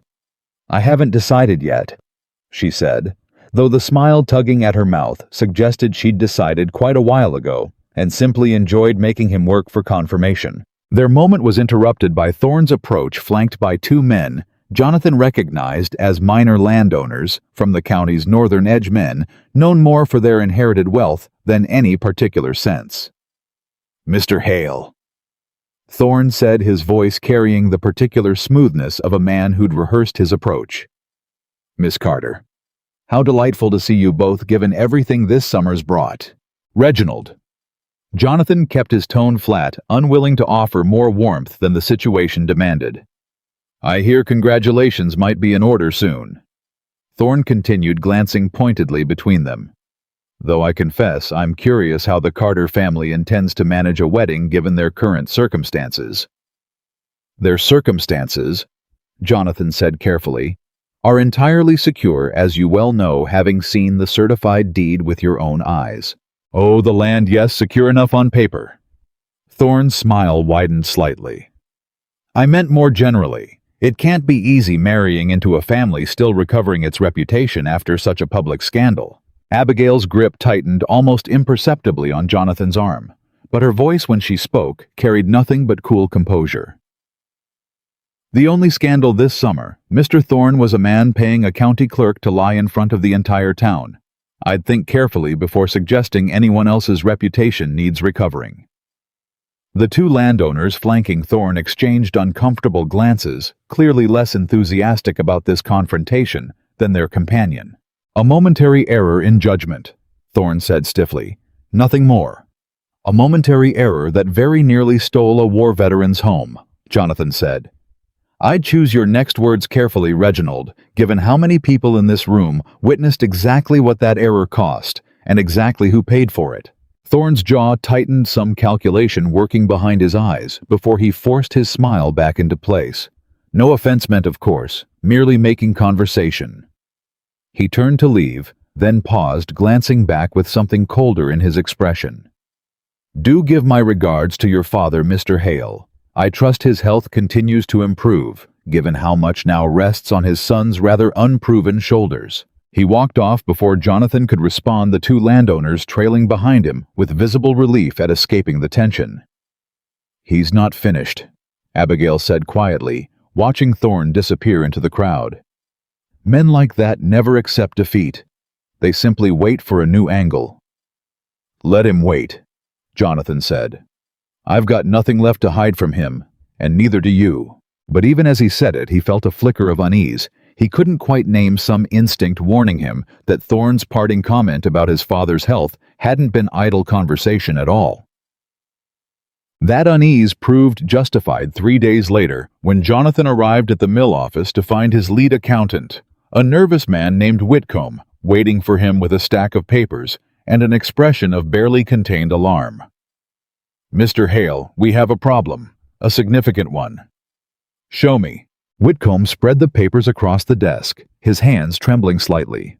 3 of our largest shipping contracts. Someone's filed competing claims against them in the county court, arguing the original agreements were never properly executed under your father's declining health and are therefore void. Jonathan scanned the documents, his stomach tightening as he recognized the legal maneuvering for exactly what it was. "This is Thorne's doing." "The filing doesn't bear his name, sir. It's filed under a shell company, Coastal Trade Alliance, but given the timing and given whose signature appears as the Alliance's registered agent—" "Let me guess," Jonathan said grimly. "Mary Sutton." Whitcomb nodded. "The same clerk from the Carter matter, sir.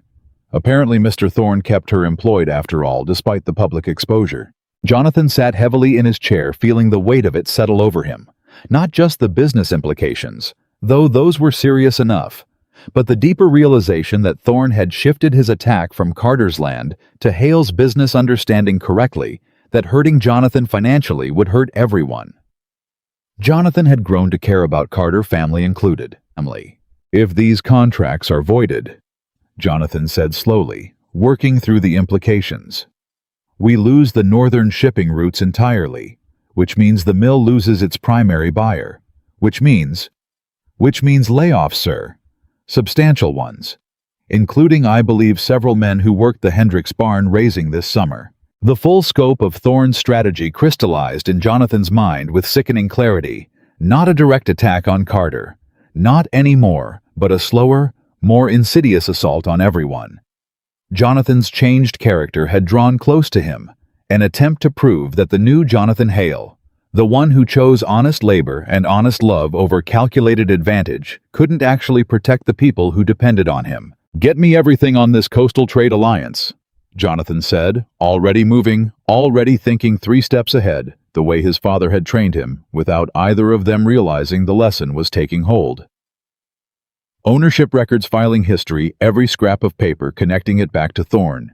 If he wants to fight this in court, we'll fight him there, but I need ammunition before that battle starts. That could take weeks, sir, maybe longer. Then we'd better start now. He rode to the Carter homestead that evening later than usual. Exhaustion etched into every line of his body, and found Abigail waiting on the porch as though she'd sensed something was wrong before he'd said a single word. Tell me, she said simply. He told her everything. The competing contract claims the shell company Mary Sutton's continued involvement, the layoffs threatening families who'd stood in his own yard swinging hammers just months before. He's punishing everyone who helped us, Abigail said, her voice tight with fury. Punishing an entire town because he couldn't punish my father directly. I won't let it stand. I know you won't. But Jonathan... She hesitated, something vulnerable crossing her face. This isn't a barn roof or a broken fence. This is your father's entire business, everything he built over decades. If Thorne wins this fight, he won't. You can't promise that. No, Jonathan admitted. I can't. But I can promise I won't stop fighting until every last option's exhausted, same as I didn't stop courting you just because your father nearly shot me the first day we met. Despite the tension, Abigail managed a small, tired laugh. That's not quite the same comparison. Isn't it? Both situations involved a man determined to destroy something I cared about, and both required me proving through action, rather than words, that I wouldn't simply walk away because the fight got difficult. She studied him a long moment, something fierce and protective settling into her expression. Then let me help. Truly help, not just wait on this porch for news, Abigail. I mean it, Jonathan. I grew up watching my father navigate legal disputes over land contracts, veterans' pensions denied by bureaucrats who never fought a single battle themselves. I know how these fights work, maybe better than you do, certainly better than your accountant does. Something in her fierce determination reminded him powerfully of the woman who'd knelt in storm mud holding a sick child, the woman who'd directed an entire crisis at the Hendricks house with calm, decisive authority. All right, he said. Then let's fight this together. They spent that evening, and many evenings following, bent over papers at the Carter kitchen table. Captain Carter occasionally offering gruff but useful insight from his own years navigating veterans' affairs. Bureaucracy. Abigail's sharp mind finding connections in the shell company's paper trail that Jonathan's exhausted eyes had missed entirely. It was Abigail who finally found the thread that mattered: a filing error in the Coastal Trade Alliance's original registration, a technical oversight that, if properly challenged, would invalidate the shell company's legal standing entirely, and with it, every contract claim filed under its name. Here, she said one evening nearly a month into the fight, pushing a document across the table with barely contained excitement. Look at the registration date. Filed 3 days after Thorne's confrontation with my father at the barn raising. Which means the company didn't even exist when the original shipping contracts were signed. Jonathan finished, understanding crashing over him with sudden, dizzying relief. They can't claim retroactive standing to void agreements that predate their own legal existence. Exactly. Jonathan looked up at her, something overwhelming rising in his chest that had nothing to do with the legal victory and everything to do with the woman who'd found it. You just saved my father's entire business. We saved it, Abigail corrected, echoing words he'd once said to her after the Hendricks barn raising. Together. He crossed the small distance between them, without another word, kissing her, with a fierceness born of weeks of accumulated fear finally released, and when they broke apart, Captain Carter's dry voice carried from the next room. I can hear you both, you know. This house isn't nearly as large as you'd like to believe. Abigail laughed against Jonathan's shoulder, the sound warm and genuine, and for a moment, standing in that kitchen with victory finally within reach, Jonathan allowed himself to believe the worst of it might truly be over. But even as that hope settled warm in his chest, a thought nagged at him. Quiet, but insistent. Thorne had proven himself a man who didn't accept defeat easily, and if this legal challenge failed as thoroughly as Abigail's discovery suggested it would, there was no telling what desperate move he might make next, or how much further he was willing to go to salvage his wounded pride. The nagging thought proved prophetic faster than Jonathan expected. 3 days after Abigail's discovery, Whitcomb arrived at Hale House at dawn, breathless, having ridden through the night. Mr. Hale, you need to see this before the county court opens. Jonathan met him in the study, still in his nightshirt, sleep barely cleared from his eyes. What now? Thorne's filed a new claim, not against the mill this time. Whitcomb's hands shook as he handed over the document. Against Captain Carter directly. Criminal fraud. Says the captain knew his original land deed was unwitnessed and concealed that knowledge, deliberately filing false testimony when he presented the certified copy from Charleston. Jonathan's blood went cold reading it. That's insane. The second document was legitimate. Pruitt confirmed it himself. Doesn't matter if it is true, sir. It matters that Thorne's filed it, and criminal proceedings move faster than civil ones. There's a hearing scheduled for tomorrow morning. If the magistrate finds even preliminary cause, they can hold the captain in custody until trial. Custody. The word landed like a physical blow. They'd arrest him, a war veteran, over a lie Thorne's already been caught telling once. I'm afraid so, sir, and there's worse. Whitcomb's voice dropped. The magistrate hearing the case tomorrow, it's Judge Halloway. Word around the courthouse says he's been dining regularly at the Thorne estate this past month. Jonathan was already reaching for his coat before Whitcomb finished speaking. Ready my horse. He rode to the Carter homestead, faster than he'd ever ridden anything, arriving to find the household already in chaos. 2 county deputies standing in the yard with a warrant in hand. Captain Carter standing rigid on his porch with the particular stillness of a man who'd faced down worse odds and refused to show fear now. This is absurd, Abigail was saying, positioned between her father and the deputies with the same fierce protectiveness Jonathan had seen her show Sarah Hendricks during the storm. My father did nothing wrong. He presented a legitimate document. Ma'am, we're just following the warrant. The older deputy said, not unkindly, though his colleague's hand rested a little too readily near his sidearm. Judge wants the captain held for questioning before tomorrow's hearing. Standard procedure.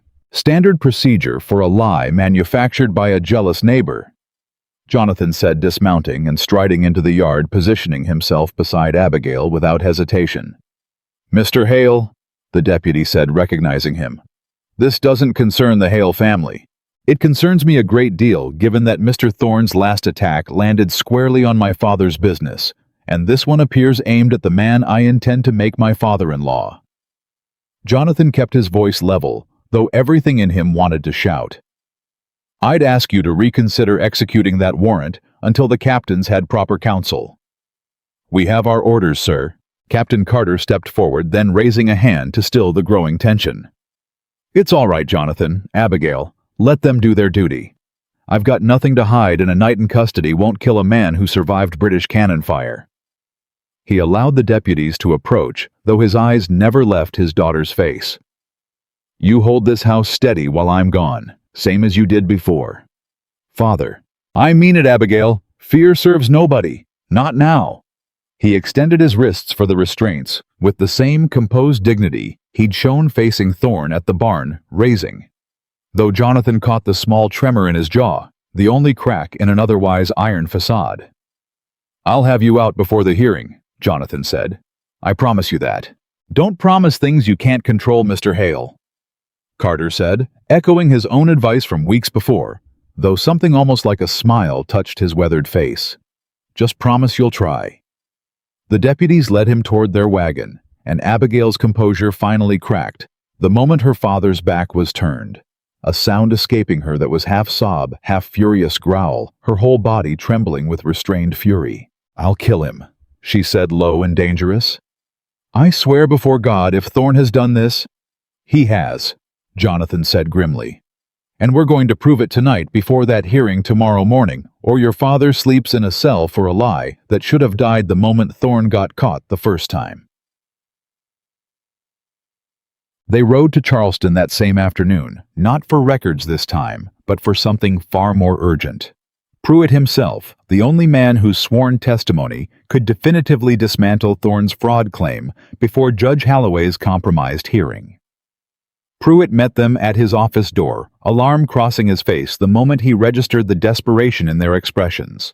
"Captain Carter's been arrested," Jonathan said without preamble. "Thorne's filed criminal fraud claiming the captain knew the original deed was invalid and lied about the second document." "That's absurd," Pruitt said immediately. "I personally verified that second filing. Witnessed and notarized, completely legitimate. We need you to testify to that, tomorrow morning, in person before Judge Halloway." Pruitt hesitated, glancing toward the darkening sky outside his window. "Charleston to your county courthouse is a day-and-a-half's ride under normal circumstances. Tomorrow morning gives us—" "Barely 12 hours, Jonathan finished. "I know. I have fast horses and a working knowledge of every shortcut between here and home. If we leave within the hour and ride through the night, we can make it." "Through the night," Pruitt repeated clearly, unaccustomed to such urgency. "Mr. Hale, I'm a records clerk, not a—" "You're a man who knows the truth." Abigail interrupted, her voice cutting through his hesitation with the same forceful clarity she'd shown directing the crisis at the Hendricks house. "A truth that's about to send an innocent war veteran to prison because a bitter man wants land he was never entitled to. If you have any conscience at all, Mr. Pruitt, you'll ride with us tonight." Something in her words landed Pruitt's professional caution finally giving way to genuine conviction. "Give me 20 minutes to gather what I'll need. The original filing records, my notary seal, everything to establish the document's legitimacy beyond any doubt." They rode out of Charleston as darkness fell. 3 horses pushing hard through territory, growing increasingly unfamiliar in the moonless dark. Pruitt, struggling to match their pace, his city-bred riding skills clearly unprepared for the punishing journey ahead. "We won't make it if he can't keep pace," Abigail said quietly, glancing back at where Pruitt trailed nearly a quarter-mile behind. "Then we slow enough to keep him with us and push harder where the road allows." Jonathan reined his horse back slightly, falling into step beside her. "We can't arrive without him. His testimony's the only thing that matters tomorrow." The night stretched long and grueling, 3 exhausted riders pushing through darkness, broken only by intermittent moonlight, Pruitt nearly falling from his saddle twice, before dawn finally began graying the eastern sky. "How much further?" Pruitt gasped, his voice hoarse with exhaustion. "An hour," Jonathan said. "Maybe less if we push the horses through the last stretch." "I don't think I can push any harder, Mr. Hale." "You have to," Abigail said, though not unkindly, reaching over to steady his horse's bridle as it began to drift. "A man's freedom depends on you reaching that courthouse before the hearing starts. I know you're exhausted. I know this isn't what you signed on for when you took a clerk's position in a quiet records office. But please, just a little further." Pruitt nodded grimly, finding some last reserve of determination, and the 3 of them pushed through the final stretch as the sun crested the horizon, the county courthouse finally visible in the distance, its white columns catching the early morning light like a promise they'd fought desperately to keep. They arrived with barely 20 minutes to spare. Horses lathered and trembling, all 3 riders stumbling from their saddles with muscles screaming in protest. But Jonathan felt none of the exhaustion, adrenaline, and desperate hope carrying him through the courthouse doors and into a hallway already crowded with spectators drawn by the scandal. Reginald Thorne stood near the front of the courtroom, composed and confident in a freshly pressed coat, and his expression flickered with genuine shock as Jonathan Abigail and a disheveled but determined Pruitt pushed through the crowd toward the front benches. Captain Carter sat at the defendant's table, still in yesterday's clothes, exhaustion etched deep into his weathered face. But something flickered to life in his eyes the moment he spotted his daughter and Jonathan entering the courtroom. "All rise," the bailiff called, and Judge Holloway entered, a heavy-set man whose expression carried the particular blankness of someone who'd already decided how this hearing would conclude. "We're here regarding the criminal complaint filed against Samuel Carter." Holloway began, barely glancing at the assembled parties. "Fraud in the presentation of a land deed. Given the seriousness of the charge and the captain's prior military standing, I've reviewed the initial filing and I'm inclined to—" "Your Honor," Jonathan interrupted, rising from his seat, despite the murmur of disapproval rippling through the courtroom. "Before you rule, the defense has new evidence that bears directly on this matter." Holloway's expression tightened with obvious irritation. "And you are—" "Jonathan Hale, Your Honor. And this is Mr. Pruitt, clerk of the Charleston County Records Office, who personally verified and notarized the second land transfer document at the center of this dispute." Thorne shot to his feet immediately. "Your Honor, this is highly irregular. The witness wasn't listed on any filing. Because we only learned of the criminal complaint yesterday morning, Your Honor," Abigail said, rising beside Jonathan without waiting for permission, "and rode through the night to bring the one man whose testimony can settle this matter definitively, rather than allow an innocent veteran to be jailed on a fabricated charge." Holloway studied the three of them for a long moment, something calculating behind his eyes that made Jonathan's stomach tighten with fresh suspicion. "The court has already reviewed the filing. Mr. Thorne's evidence suggests the captain knew his original claim was defective." "Mr. Thorne's evidence," Pruitt said, finding his voice despite his obvious exhaustion, stepping forward with the leather satchel of records he'd carried through the entire brutal ride, "was manufactured through selective omission, Your Honor, the same tactic he employed months earlier when he paid a county employee to misrepresent the same file to an entire town. I have here the complete record, properly certified, showing the second transfer document was witnessed and notarized in full compliance with territorial law. I personally handled that filing. I'm prepared to swear to its authenticity under oath right now in this courtroom." A ripple of surprise moved through the gathered spectators, and Holloway's composed expression cracked slightly, uncertainty flickering across his heavy-set face. "This is entirely improper," Thorne said, his voice rising with barely controlled panic. "Your Honor, this witness has no standing." "He has every standing," Jonathan cut in, "as the very clerk who processed the document at the heart of this dispute. If Your Honor refuses to hear sworn testimony that directly contradicts the complaint's central claim, I'd be very curious to understand why, and equally curious how many dinners you've shared at Mr. Thorne's estate this past month." The courtroom went utterly silent, the accusation landing like a physical blow, and Holloway's face flushed dark red, torn between fury and the sudden dangerous awareness that his private dealings had somehow become public knowledge. "That's outrageous slander," Holloway said, though his voice lacked its earlier confidence. "Is it?" Jonathan held his gaze steady. "Then you'll have no objection to hearing Mr. Pruitt's sworn testimony in open court on the record, where every person in this room can judge its merit for themselves." For a long, tense moment, Holloway said nothing, the weight of dozens of watching eyes clearly working against whatever arrangement he'd made with Thorne. Finally, jaw tight, he gestured toward the witness stand. "The witness may testify," he said stiffly. Briefly, Pruitt's testimony took nearly 20 minutes, methodical and precise, despite his exhaustion, laying out the complete filing history with the same careful attention he'd shown examining the original documents days before. He produced the certified copies, walked the court through the notarization process, explained in patient detail exactly how Thorne's claim relied entirely on omitting evidence he himself had witnessed being filed. When he finished, the courtroom's mood had shifted entirely. Spectators who'd arrived expecting to witness a war hero's downfall, now murmuring with open skepticism toward Thorne, who sat rigid and pale at his table. His earlier confidence entirely evaporated.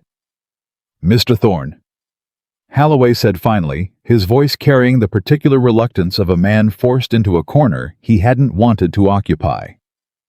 Do you have any response to this testimony? Thorne rose slowly, his composure cracking visibly under the weight of dozens of judging stares. I acted on information I believed to be accurate. You acted on information you knew was incomplete, Abigail said, unable to contain herself despite the courtroom's formal protocols. Because you've spent 20 years coveting land that was never yours, and you've now attempted to steal it twice through lies, and to jail an innocent man, rather than accept that your grievance has no legal merit whatsoever. Miss Carter, please, Holloway warned, though his heart clearly wasn't in the reprimand. The judge studied the assembled evidence for a long moment, weighing something Jonathan couldn't quite name, perhaps genuine judicial conscience, finally overriding whatever arrangement he'd made with Thorne, or perhaps simple self-preservation in the face of a courtroom full of witnesses who'd just heard him accused of corruption in open session. Given the testimony presented, Holloway said finally, each word seeming to cost him something. The court finds insufficient evidence to support the fraud complaint against Samuel Carter. The charges are dismissed. The captain is free to go. The courtroom erupted into murmurs, and Captain Carter rose slowly from the defendant's table, exhaustion and relief warring across his weathered features, while Abigail rushed forward to embrace him, despite the courtroom's formal setting. Furthermore, Holloway continued, raising his voice over the murmur, his eyes fixed pointedly on Thorne. Now, given the pattern of fraudulent filings demonstrated in this and prior matters, the court refers Mr. Reginald Thorne to the district attorney for investigation into charges of perjury, bribery of a county official, and malicious prosecution. Thorne's face drained of all remaining color, the full weight of consequence finally landing after months of calculated cruelty. Your Honor, surely we can discuss. We can discuss it with the district attorney, Holloway said coldly, some vestige of judicial integrity finally asserting itself now that the political winds had so visibly shifted. This court is adjourned. Outside the courthouse, Captain Carter stood blinking in the bright morning sun, like a man emerging from a long darkness. Abigail's arm wrapped tight around his, Jonathan standing close on his other side, Pruitt swaying slightly on his feet from sheer exhaustion, but wearing an expression of quiet satisfaction. I don't know how to thank you, Carter said, his voice rough with an emotion he rarely allowed himself to show. Any of you. Don't thank us, Jonathan said. Thank Mr. Pruitt, who rode through the night on no sleep to defend a man he'd met exactly once. Pruitt managed a tired smile. Someone had to speak the truth plainly, Captain. Seemed only right that it be me, given I was the one who filed it properly all those years ago. Carter extended his hand, and Pruitt shook it warmly. Something passing between the two men that transcended their brief acquaintance, the particular bond of people who'd risked something real for the sake of simple justice. I'll see you're compensated for the journey, Carter said. Proper compensation, not charity. You've earned an honest wage for honest work. I'd be grateful, Captain, though I confess the satisfaction of watching that man's face when the charges were dismissed felt like payment enough.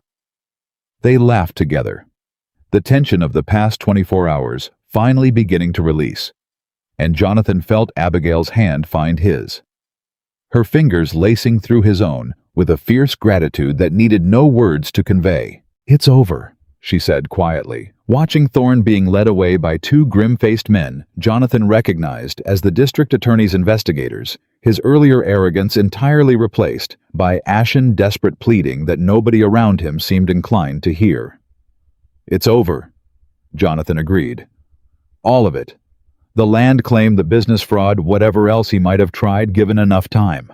You saved my father's life today, Abigail said, turning to face him fully, her eyes bright with unshed tears. Not just his freedom, his life. That cell would have broken something in him, something that survived a war, but might not have survived a false conviction. We saved him, Jonathan corrected gently, echoing the words that had become something like a promise between them over the past months. Together. The way we've saved everything else this year. Captain Carter watched the exchange with an expression that had softened entirely from the guarded skepticism of that first day months ago when he'd nearly put a bullet through Jonathan's chest rather than accept a stranger's offer for his daughter's hand. "Mr. Hale," he said, and something in his tone made both Jonathan and Abigail turn toward him. "I believe there's a conversation we started on my porch some months back before that whole nasty business with Thorne interrupted us. Sir, you asked before all this began whether you'd earned my trust." Carter's weathered face creased into something that might have been the first full smile Jonathan had ever seen from him. "I believe you've spent the months since answering that question rather more thoroughly than I could have asked for." "Father?" Abigail started, but Carter raised a hand to still her. "I'm an old man who's watched too many people he loved disappear too soon." Carter continued, his voice roughening. "My wife. Good men who served beside me and never came home from that war. I learned a long time ago not to waste the good things when they finally arrive." He turned to Jonathan directly. "So I'll ask you plainly, Mr. Hale, in front of witnesses, since you seem partial to doing important things publicly these days. Do you intend to marry my daughter?" Jonathan felt the question land with a weight entirely different from anything he'd carried through months of business negotiations and legal battles, simple, direct, and utterly without artifice. "More than anything I've ever intended in my life," he said, turning to Abigail, taking both her hands in his own. "Abigail Carter, I tore up a contract the first day I met you, because I understood even then that whatever I felt for you couldn't be bought or negotiated or written into legal language. I've spent every day since trying to earn something worth far more than that torn paper ever represented. I love you. Not the version of you that fits neatly into society's expectations. Not some idea of you I might have invented from a distance, but exactly who you are, steady and fierce and utterly incapable of being purchased by anyone, including me. Will you marry me?" Abigail's eyes filled with tears that finally spilled over unrestrained by the formal courthouse setting or the crowd of onlookers still lingering nearby. "Yes." She said the word emerging clear and certain, carrying none of the guarded hesitation that had once defined every interaction between them. "Yes, Jonathan Hale, 1,000 times yes." The crowd that had gathered to witness Thorne's downfall erupted into spontaneous applause. Strangers and neighbors alike caught up in the sudden, unexpected joy of the moment. And when Jonathan kissed her right there on the courthouse steps, neither of them cared who was watching. They were married 6 weeks later, on a clear autumn afternoon, in a ceremony that bore almost no resemblance to the grand, calculated society weddings Jonathan had once imagined for himself. The Carter homestead yard filled with neighbors who'd stood together at the barn raising months before Elias Hale, seated in a place of honor near the front, his health improved enough to attend, though he'd insisted on walking to his seat unassisted despite the doctor's protests. Thomas and Sarah Hendricks arrived with their infant daughter, now grown plump and healthy, Sarah embracing Abigail with fierce gratitude before the ceremony began. Elias Cobb attended in his best coat, still smelling faintly of the forge, despite obvious effort to scrub away the evidence of his trade. Even Peter Aldridge came walking without the slightest trace of a limp shaking Jonathan's hand, with the particular warmth of a man who owed another man his life. "Never thought I'd see the day," Elias Hale murmured to his son as they waited for the ceremony to begin, "when a Hale would marry for something other than land or legacy." "Times change, Father." "Some do," Elias agreed. "The important ones, anyway." He clasped Jonathan's shoulder with unexpected warmth. "Your grandfather would have liked her, liked what you've become chasing after her." Captain Carter walked Abigail down the aisle himself, his bad knee steady, despite the distance, his weathered face carrying an expression of pride so profound it seemed to erase years from his features. When he placed her hand in Jonathan's, he held both their hands a moment longer than strictly necessary, his voice pitched low enough that only they could hear. "She's not poor in anything that matters," he said, echoing words spoken in anger months before, now transformed entirely into something like blessing. "Never was, and neither I've come to understand are you." The ceremony itself passed in a blur of vows, spoken plain and true. Promises made without a single mention of money or property or social advancement. Only the simple, unadorned truth of two people who'd fought through storms, both literal and manufactured, to arrive at this exact moment. As the sun began settling toward the horizon, the celebration spilling into the same yard, where a rifle had once been aimed at Jonathan's chest, where a barn had risen from 20 pairs of willing hands, where truth had triumphed over every lie Reginald Thorne had constructed to destroy what he couldn't purchase for himself. Jonathan found a quiet moment alone with his new wife near the fence line he'd once mended with hands that hadn't yet learned their purpose. "Any regrets?" Abigail asked, leaning against him, watching the celebration continue without them for a moment. "Only one," Jonathan said. "That I wasted 28 years believing money could buy the things that actually matter before I finally understood what your father was trying to teach me that very first day." "And what was that?" Jonathan looked at her, at the ring on her finger that had cost him nothing but honest labor and genuine transformation at the home behind them, built not from purchased comfort, but from earned belonging at a life neither of them could have imagined possible before circumstance forced them together on a rain-soaked porch months before. "That a good man is worth more than a rich one," he said, "every single time in every single way that actually matters. And I intend to spend the rest of my life proving your father right." Abigail smiled, resting her head against his shoulder, as the last light of autumn settled gold and warm across land that had nearly been stolen twice, across a family that had nearly been broken by greed and lies, across a love that had been tested by storms and courtrooms and everything Reginald Thorne could throw against it, and had emerged in the end unbreakable. Money had offered everything it knew how to offer and had been refused. Character had offered nothing but honest hands and an honest heart, and had won everything worth winning. And in that golden autumn light, surrounded by everyone who'd helped build this unlikely hard-won happiness, Jonathan Hale finally understood completely and forever exactly what his own father had failed to teach him, and what Samuel Carter had proven true from the very first day: some things simply cannot be bought, only earned and loved. Real love is always worth more than any fortune a man could ever offer.